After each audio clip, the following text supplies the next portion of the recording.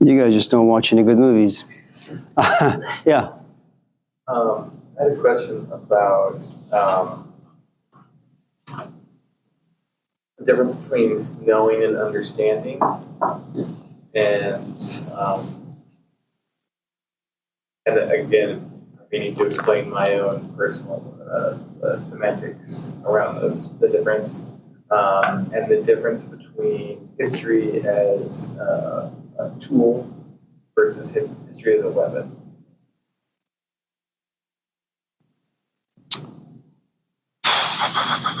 Okay.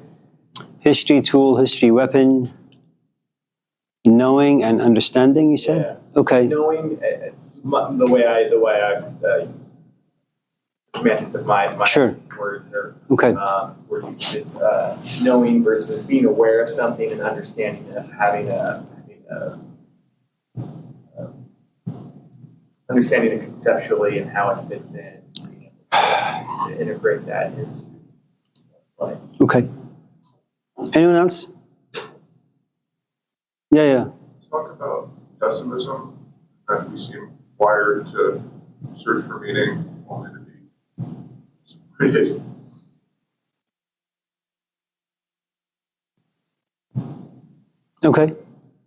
Okay. Pessimism, the quest for meaning, and the disappointment that comes with it. Maybe. Okay. Yeah.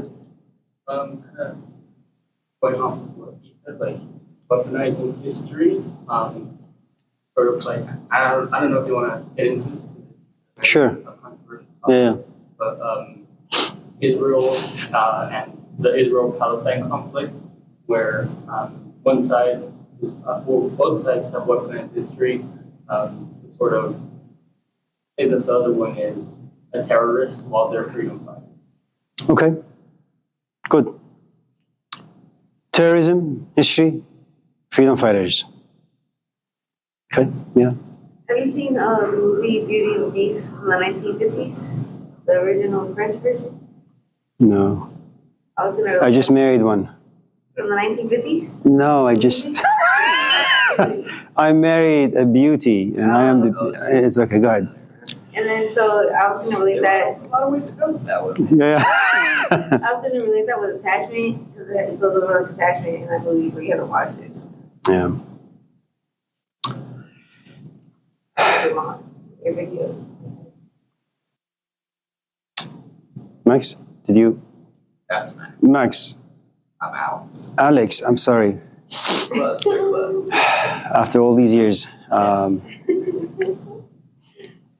You're going to take a copy tonight. I did correct Sure. you. And so, You did? no, I didn't correct Oh, you didn't? I don't know why. I have that tendency of calling someone a name that doesn't belong to them or it's not theirs. It reminds me of a story some years ago. I had a really nice young man. I think his name was Stephen or something. And the first day of class, upon looking at him, I say to myself, Stephen doesn't fit him well. I should call him William. And that's what I did. He tried to correct me a few times, but eventually he gave in, and it was William. And then came the very last day of the class.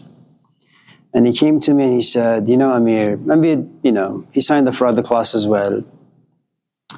He said, I never had parents, and I never had a stable home, and I don't have any friends, and I don't have any money. The only thing I had was a name, and that was Stephen. And that you took away from me. So, you feel.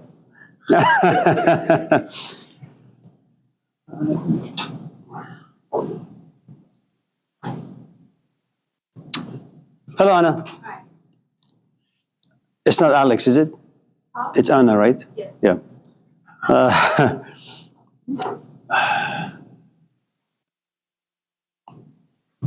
History. Okay. Let's talk about history very briefly, and then I'm sorry, Alex, did you have something too? Oh, okay.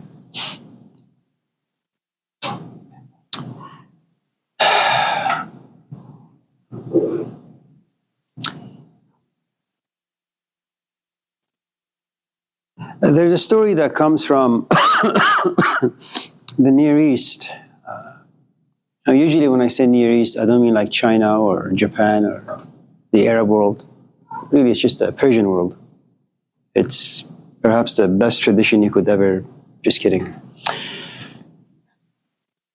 So there is this guy who ends up in a jail and he has a cellmate.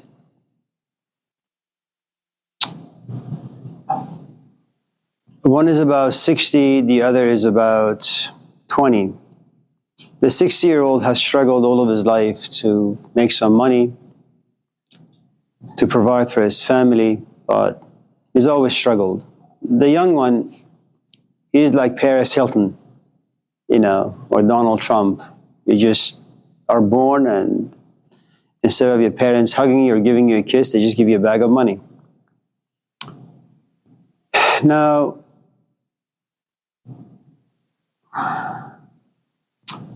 I suppose when you have a lot of money, you buy experiences and they're not really your own.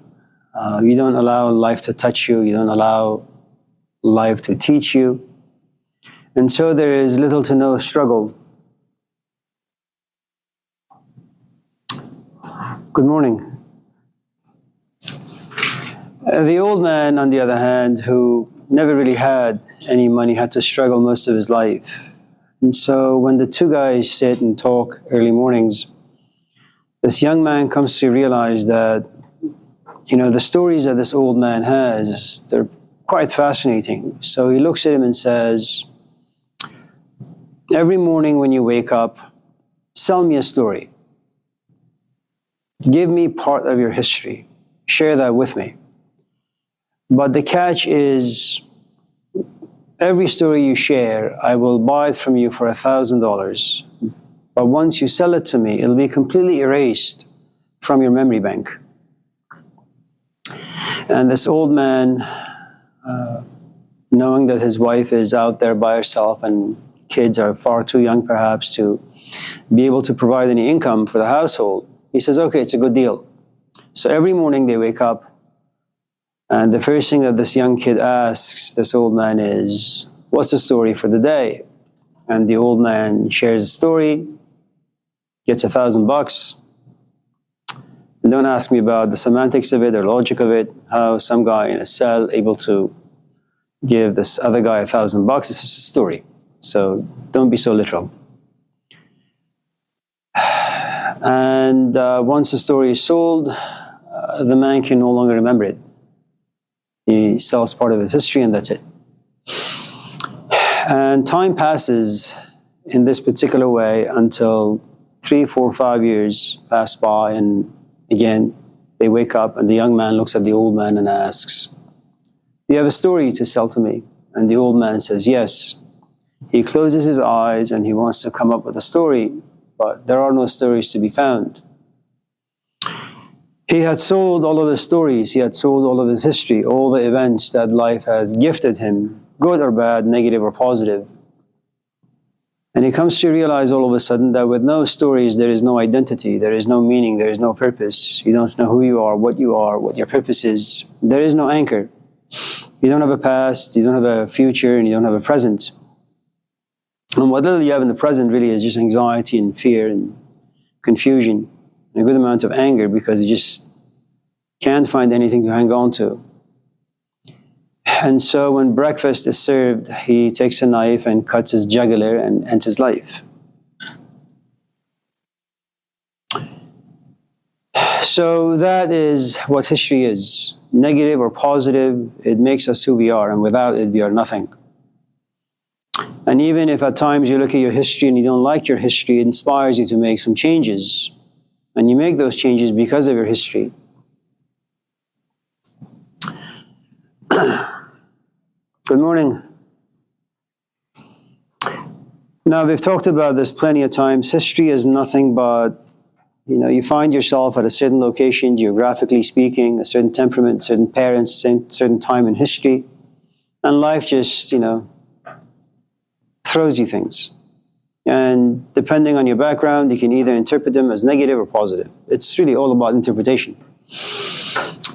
And to be able to kind of transform something negative into positive, you need a good amount of tools. It's really like remodeling a house built of ideas and emotions and those things. Hello. Unfortunately, history creates, I suppose, two different categories of people, maybe even three. There are those who have power. There are those who don't have power. And there are those who just don't care.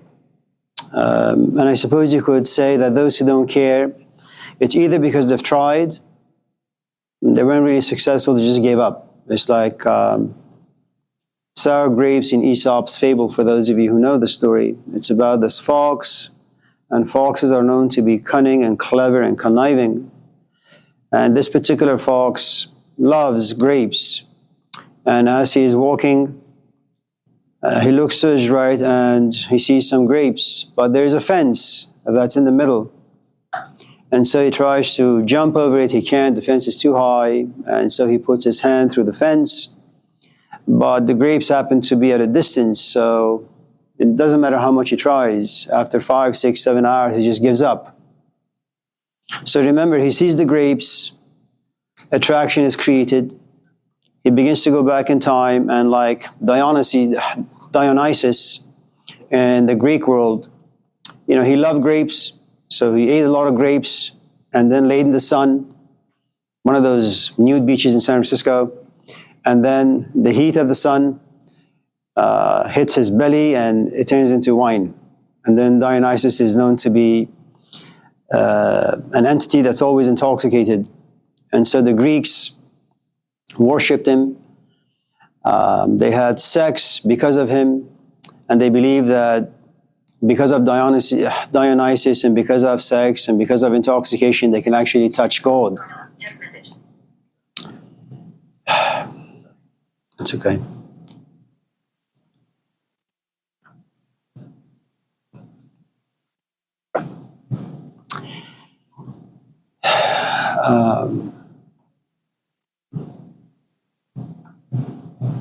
So after a while, when the fox comes to realize that he can't get any grapes, he walks away from the whole thing saying, they're probably sour anyways, they're not ripe yet.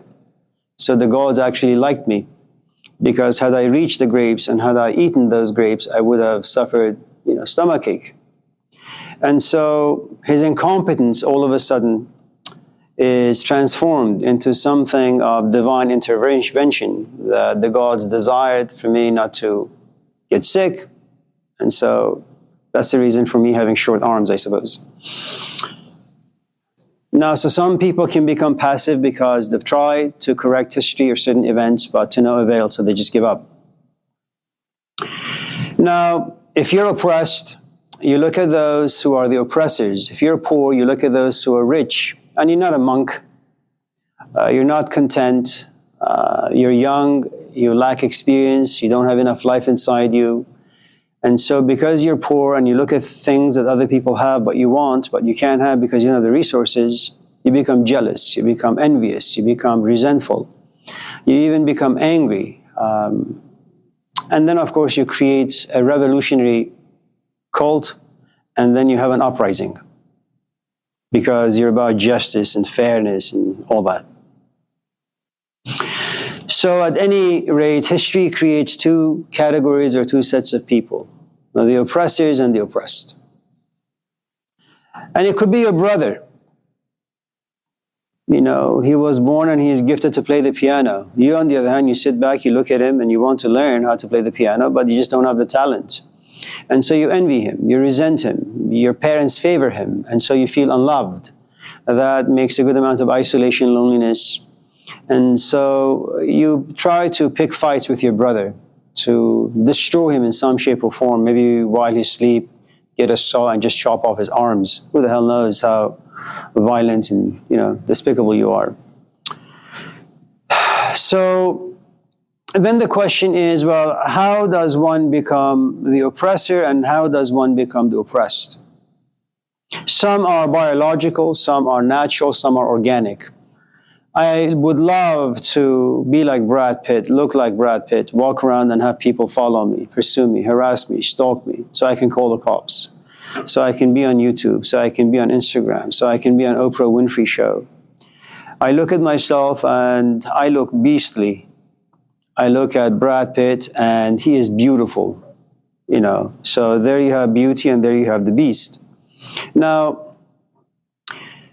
the truth is, there isn't much I can do about that. Unless I have a good amount of money, I can put my face under, knives, some surgeons out there, so they can make me look like Michael Jackson without a nose, or maybe a better nose, I don't know. So I could compete with Brad Pitt. So there are some aspects of being oppressed and being the oppressor, which is just natural and organic, and there isn't much you can do. But it takes a good amount of time to pass for you to accept the fact that your brother is just a genius at the piano and you suck at everything you touch. And though your brother figured out what he wants to do at the age of 5, you're a late bloomer. So you're going to figure things out when you're 45, But by the time you get there, you probably have destroyed your relationship with your brother, with your parents, until you find an anchor.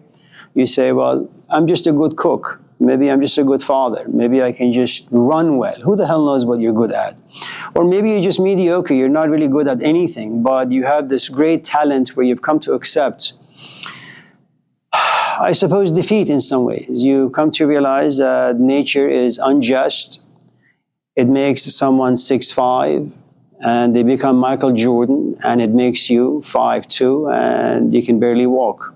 And that's the way it is, and it takes you 20 years to come to accept the gifts and the curses of life. Okay? There are some aspects of being oppressed and being the oppressor, which is human-made.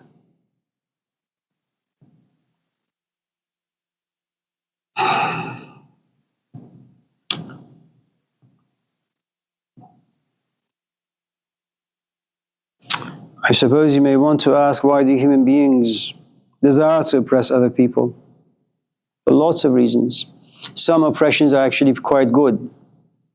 If you want to learn the piano, and I am a good piano teacher, it is good for me to oppress you. It is good for me to spank you whenever you watch too much TV, or you hang out with your friends and drink too much and smoke too much and just goof around, because then you're just wasting your talent. So I will oppress you.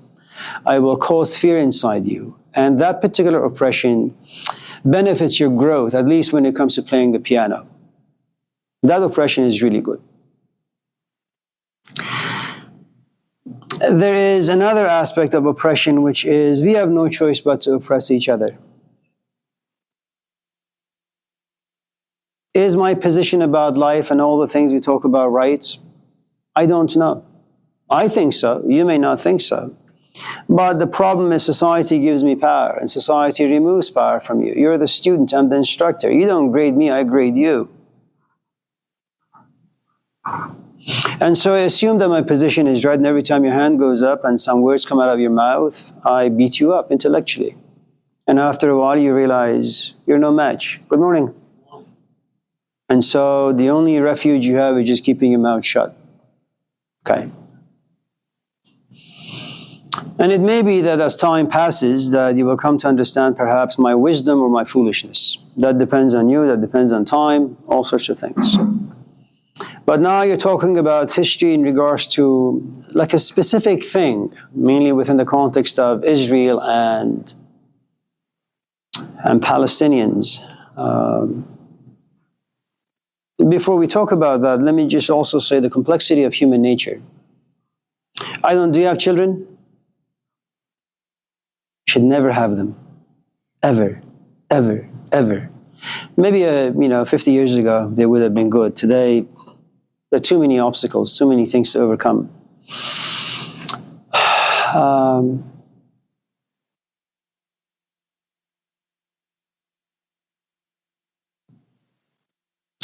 I don't know if you're just biologically and psychologically wired to be violent because of our history that goes back a couple million years. Life is tough. There are no Safeways. There are no Costco's. No one lives to be 50 or 60 or 70. Everybody dies by the time they're 30. You can't have any power over life. not even a toothache. If you have, eventually it'll kill you. And so you have to claim ownership to everything and anything. There is lust inside us, there is greed inside us, and these are just natural. You know, it takes a Jesus Christ to go into the desert to refine his interior until he's no longer a human being with the sort of pathetic desires and temptations that befall us. He is something very, very different, like Malcolm X. I don't know how or why he walked away from power. That's a miraculous place to be, that most of us really can't get there, in a few lifetimes even. Now, because of our human nature, we have no choice but to create divisions, the oppressor and the oppressed.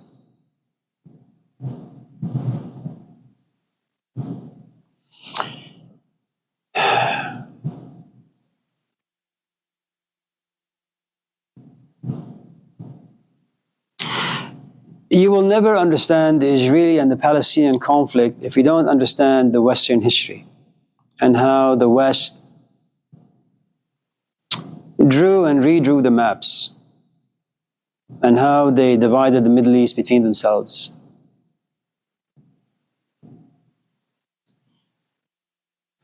Good morning. And so then the question is, well, why would the West do that? Sources. If you don't have things that I need or I'm looking for, I have no need for you.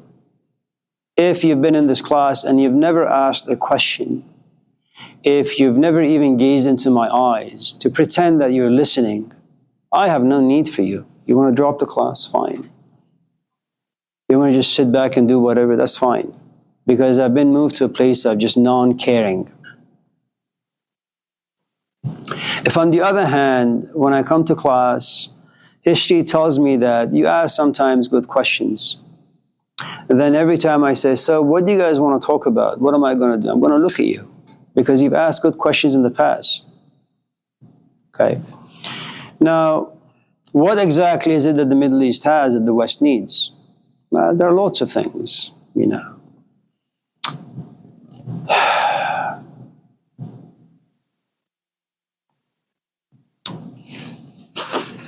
Good morning. Now,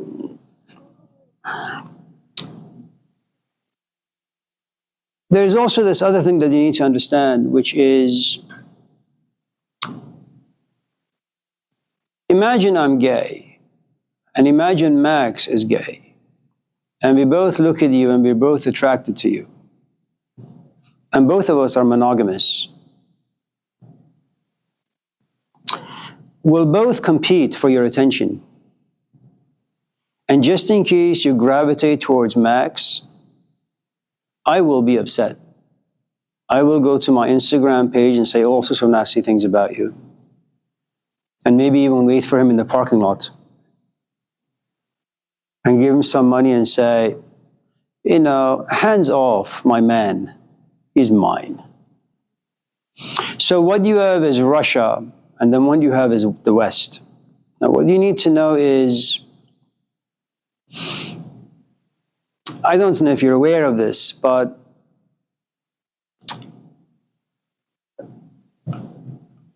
Roosevelt inherited some things from Truman. Once Israel was categorized as a state, it only took Roosevelt about 10 minutes to go on TV and declare that Israel is a state. Now you have to ask yourself why. Well, if US or the West are the first groups of people who say, yes, Israel is a sovereign state, then they're going to gravitate towards the West. If on the other hand, Russia ran faster, and within 5 minutes they would say, yes, Israel is in fact a sovereign state, there would have been a good chance for Israel to gravitate towards Russia. Now, what would have happened if Russia owned the entire Middle East? What, you think you'd be paying $6 per gallon? We'd be moved on to sustainable energy already. Maybe. Russia's communist, isn't it? Isn't it communist? I'm sorry? Communist country, Russia? Well, they're really Catholic. Not communist? No. I mean, they were, maybe, at one point. Do you think that Russia, in that moment, if they were to be the people who claimed Israel as the new state, if they would have, do you think they have more of a claim to that from their involvement in World War II rather than America kind of jumping in? I mean, these are, from this point on, it's basically assumptions. You know, England said we're only going to allow, after about 1946, 47, we're only going to allow maybe 15,000 Jews from Europe to go to Palestine. And the US sent a couple of people. There was a professor, in fact, I'm not quite sure from what school. He went over there to kind of look at the DP camps, displaced persons. And he came to realize that the condition is really, really bad. And he came back, said a few things to the President Roosevelt at that time, and it jumped from 15,000 a year to 100,000. This is Jews. This is, yeah. And the Palestinians did argue that, you know, these are European Jews, so why not find a place in Europe for them? You know, and then you get into religion and various complicated aspects of politics. But your question really ultimately has to do with being oppressed and being the oppressors.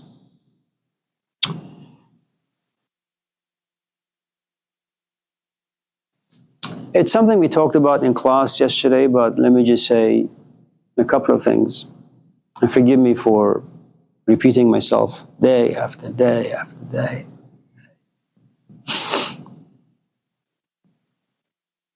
Why do people go to therapy? They go to therapy because they have unresolved issues from the past. Whether the past is with their wife about 2 months ago, or 10 years ago, or 20 years ago. Ultimately, you go to therapy because you have unresolved issues. And when you have unresolved issues, if you don't have the ability to communicate or express, what oftentimes happens is you have a good amount of conflict and creates for a very toxic environment. And we're just talking about really just a single human being. Okay?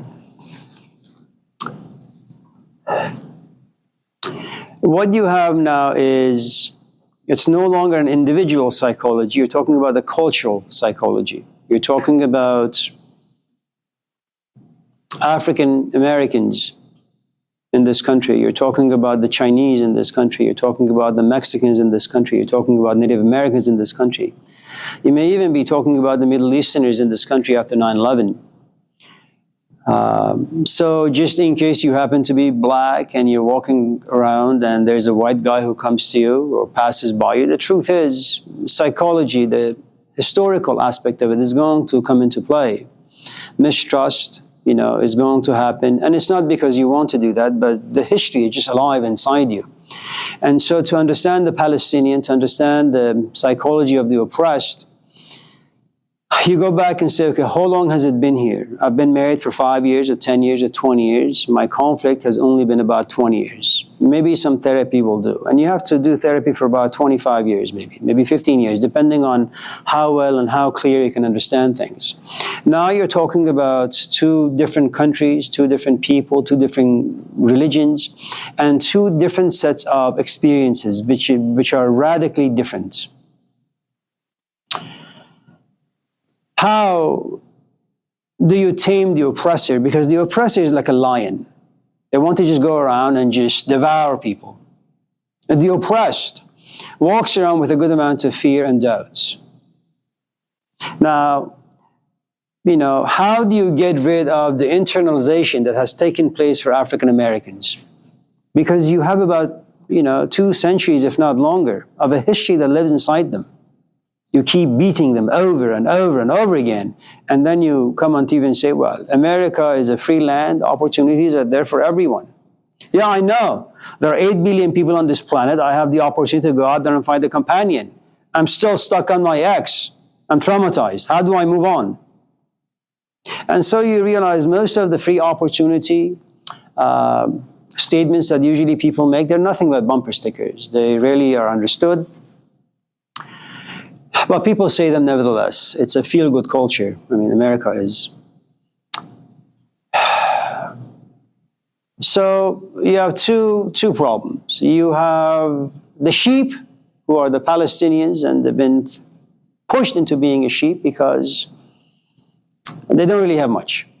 And you have the oppressors, the Israelis. Now, here's the thing you need to understand. You inherit the sins of your parents. You may not see, I'm not Osama bin Laden. I've gone to school. I'm not a terrorist. I speak, hopefully well. I express ideas, hopefully relatively well. But when I go to the stores, none of those things matter.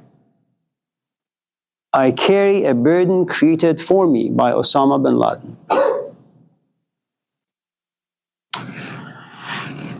Let's say you are in Israel and you're born in Israel. You had no hand in the 1948 scenario. You had no hand in 1950 or 1960 or 1970 or 1980 or 1990. You were just born in 2000. You're a 20-year-old kid. And the moment you say, I just came here from Israel and I'm a Jew, you have no choice but carry the sins of your parents. Now, you may not even like your parents. You may not even like what they've created, but it doesn't really matter. So you realize that you don't really even have to be oppressed by what you yourself have done. History oppresses you. The stories and the events that have been created in your name by your people oppress you. Okay?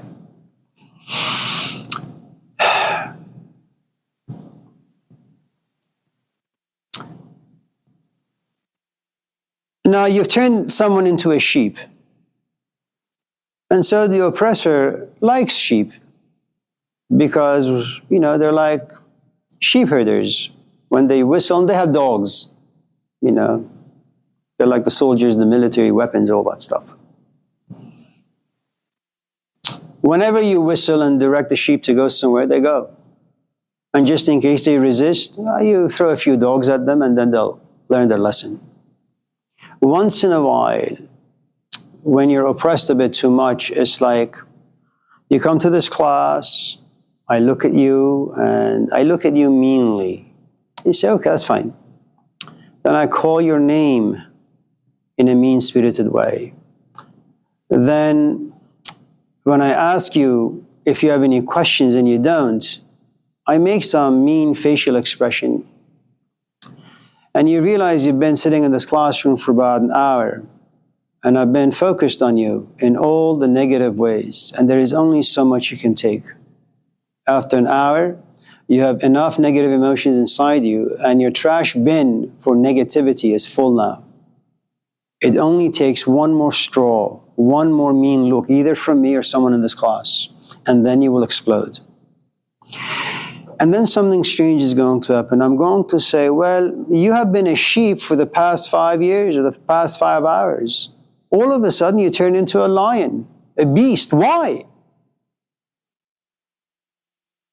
Then I make you feel bad about yourself. Then you say, well, you've been beating me every single day.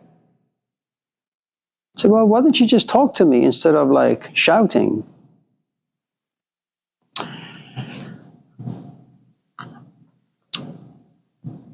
Now, so remember, at a certain point, anyone who has been oppressed by anything, whether you've been oppressed by smoking weed every single day and you want to quit, the weed becomes your oppressor, you've been oppressed, whether it's alcohol, whether it's porn, whether it's your companion, it doesn't really matter. Whether just being stupid, moving through life like an idiot.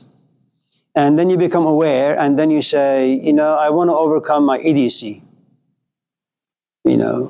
And if you have done certain things in your life that haven't resulted in good things, you have created habits. Those habits oppress you.